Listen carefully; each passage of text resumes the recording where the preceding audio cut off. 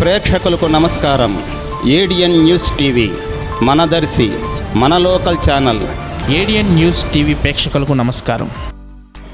ప్రకాశం జిల్లా కుర్చేడు మండలానికి చెందిన కౌలు రైతులు మిరప పంటకు నీరు లేక ఎండిపోతుందని, సాగర కాలువ ద్వారా నీటిని అందించాలని దర్శి నియోజకవర్గ ఎమ్మెల్యే డాక్టర్ సి మద్దిశెట్టి వేణుగోపాల్ను కోరారు.